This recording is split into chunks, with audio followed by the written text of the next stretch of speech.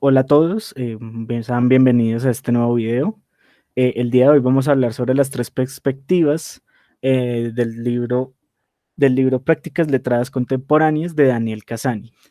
En este libro se abordan bastantes problemas y a la vez explicaciones de cómo los procesos de lectura se llevan a cabo desde tres perspectivas diferentes. Y digamos, hay mucho más allá, pero el objetivo de este video es enfocarnos en estas tres específicas que se hablan acá.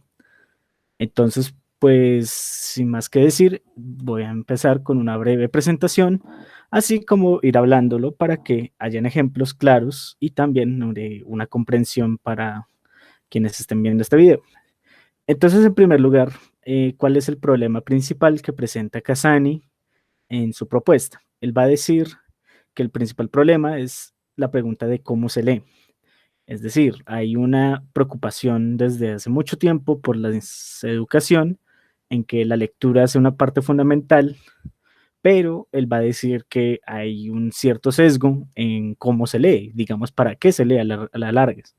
Pues pareciese, y a él le preocupa, que la lectura solo se ha quedado en la capacidad de reconocer signos, ser capaz de leer sin trabarse, ser capaz de leerse un libro de manera rápida y, digamos, cumplir.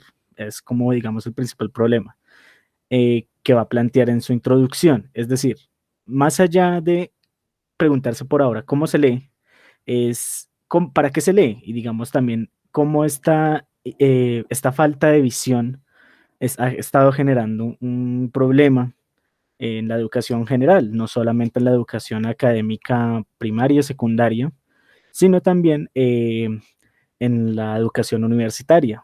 Pareciese que en general la población no sabe leer y, digamos, porque nos quedamos en una de las dimensiones que pues él va a hablar más adelante, pero básicamente aquí es donde radica ese problema.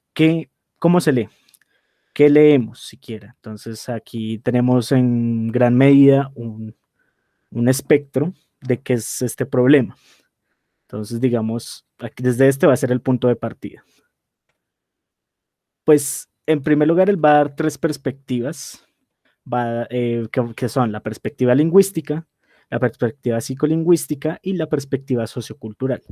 Entonces, vamos a hablar de una por una y pues también iremos relacionándolas para que haya bastante claridad en lo que más se pueda sobre estos temas.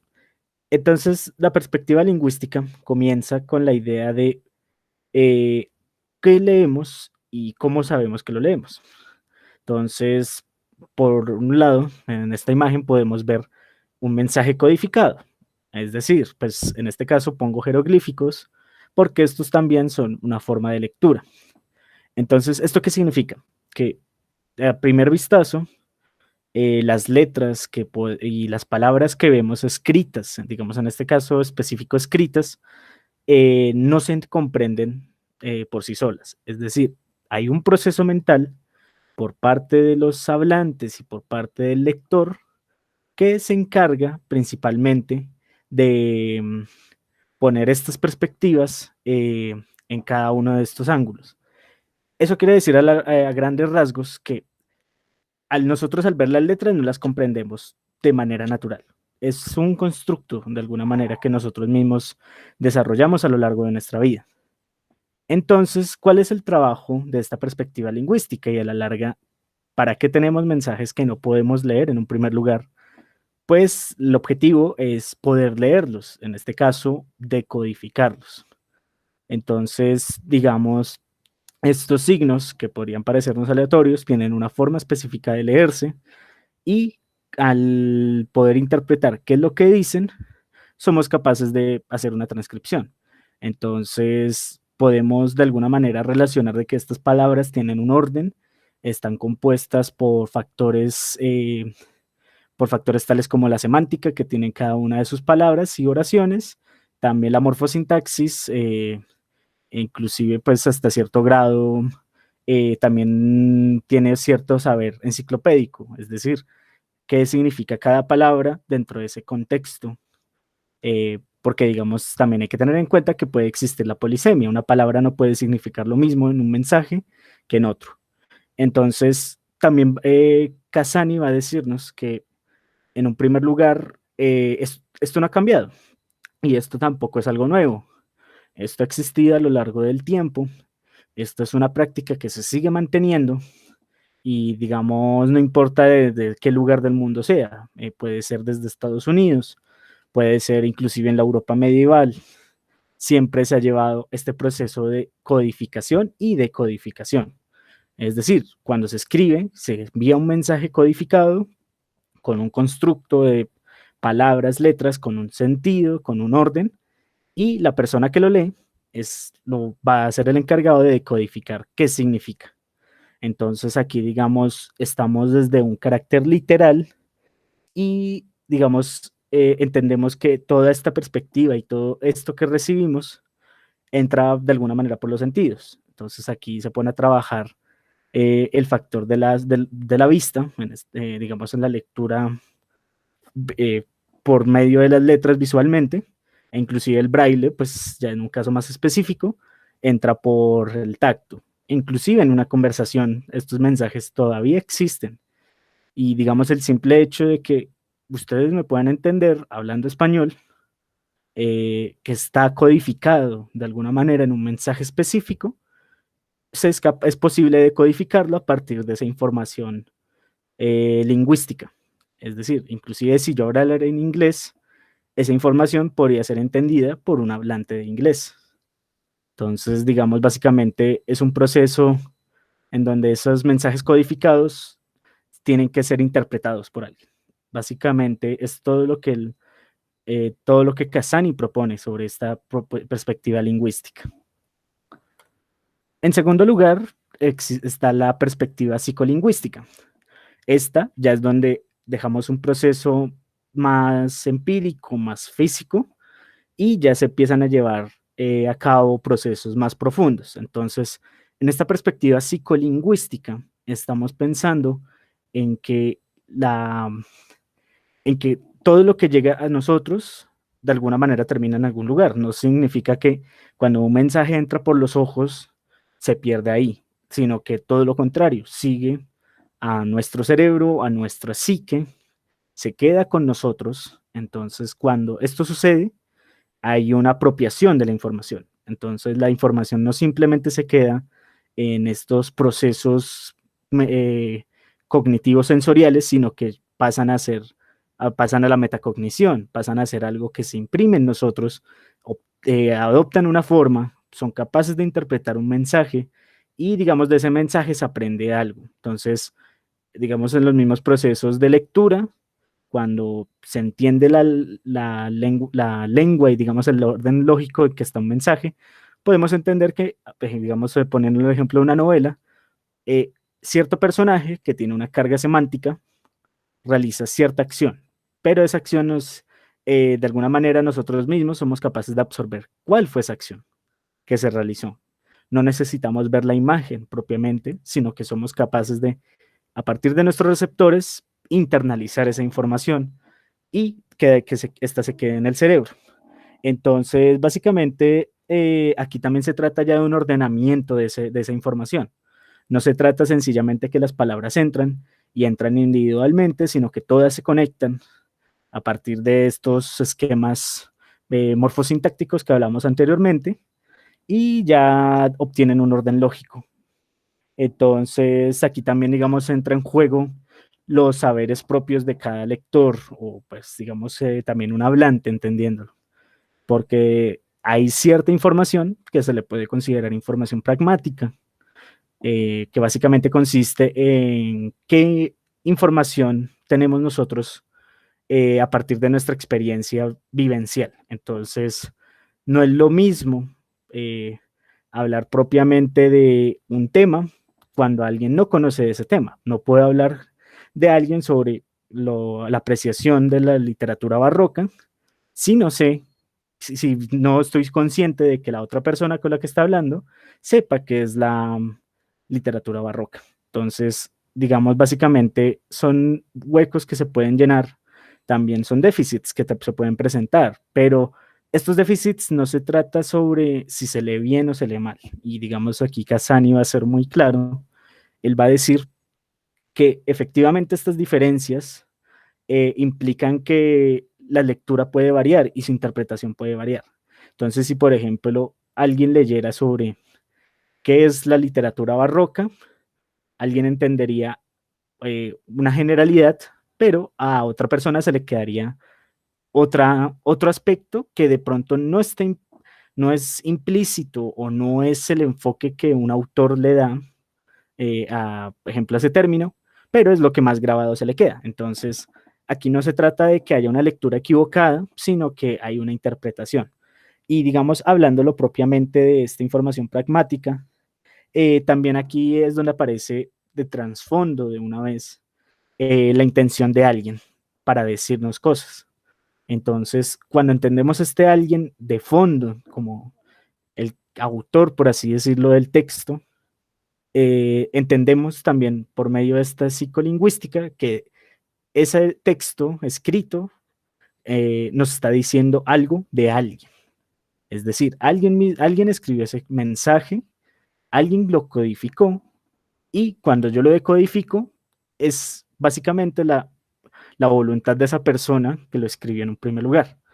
Entonces, básicamente así se llevan a cabo los procesos y digamos aquí también sucede que aparece un factor crítico, porque no se trata de sencillamente recibir un mensaje, sino también de analizarlo. Es decir, si de pronto con lo que dice un autor propiamente estoy de acuerdo o no estoy de acuerdo. Es decir, ya se toma una posición porque no se puede ser neutral de alguna manera la información y tampoco se puede ser partidario de opiniones adversas. Es decir, de alguna manera, Casani resalta que es imposible estar de acuerdo y no estar de acuerdo con una propuesta, porque implícitamente, de manera implícita, estamos en una posición y asumimos una posición a partir de nuestros saberes, de nuestras emociones, de nuestro propio saber. Entonces, aquí básicamente ya aparece un criterio mucho más propio.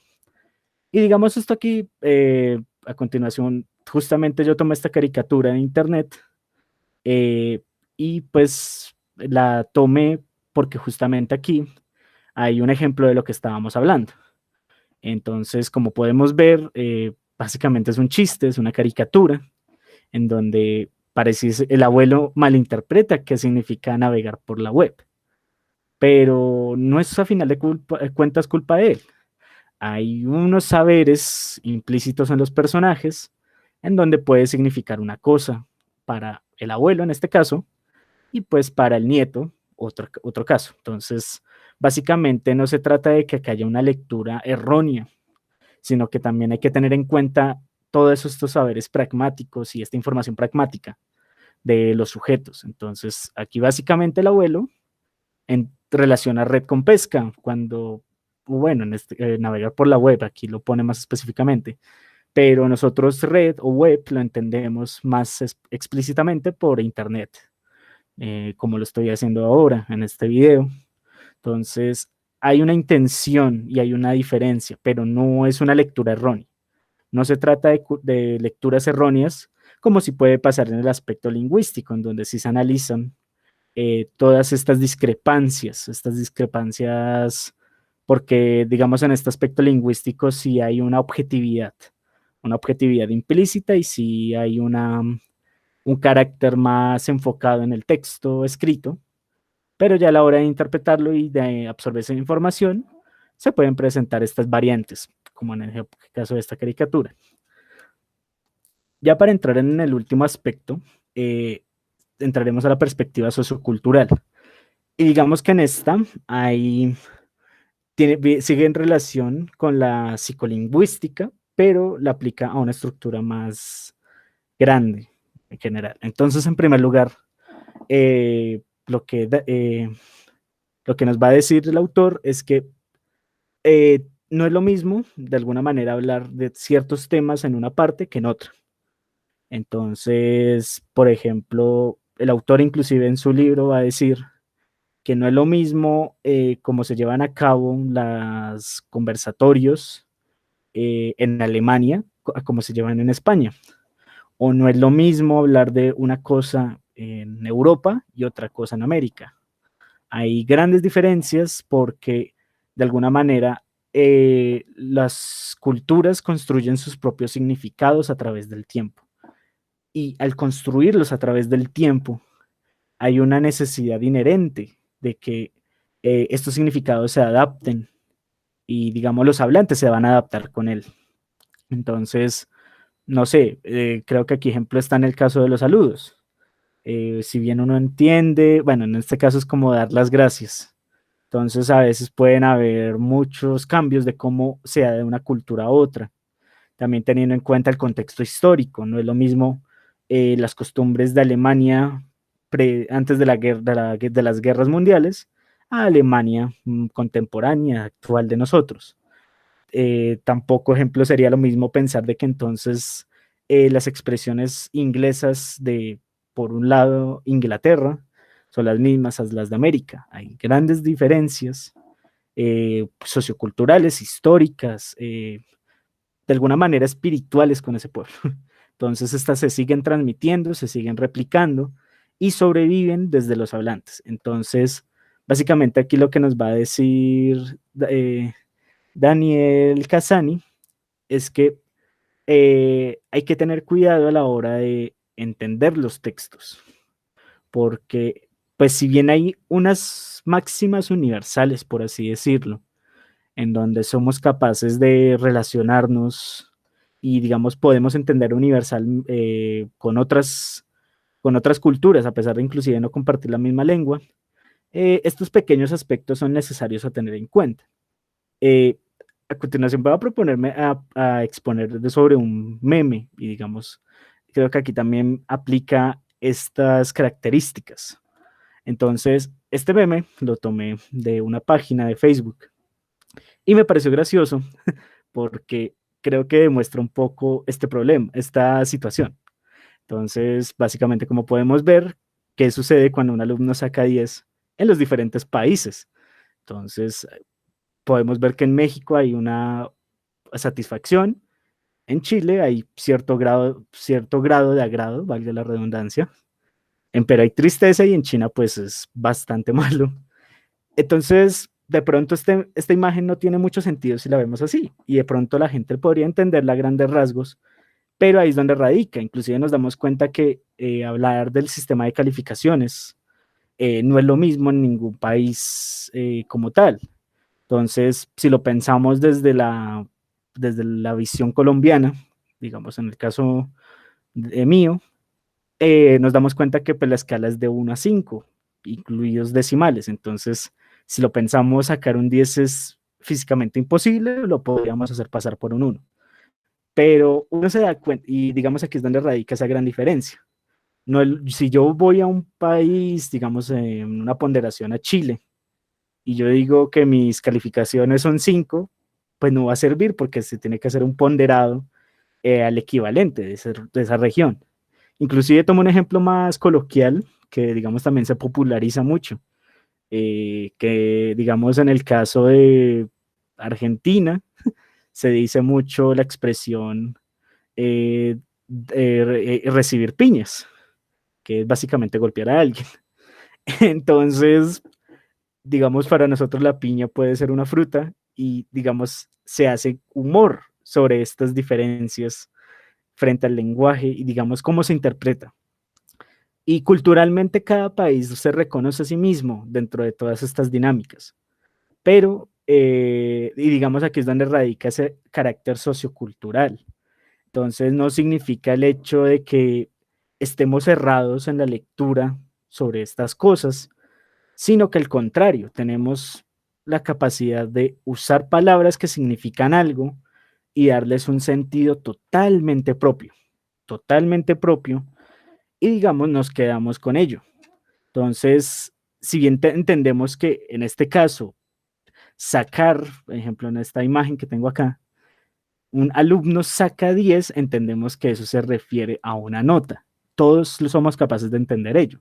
Sin embargo, nos damos cuenta que el valor numérico es diferente, es totalmente diferente, Y ahí es donde radican estas diferencias socioculturales. No hay ninguna lectura errada. Eso es básicamente lo que quiere resaltar Casani. Y bueno, básicamente eso quiere decir que a final de cuentas lo que Casani propone y a grandes rasgos busca resaltar es que hay que aprender a leer a partir del contexto.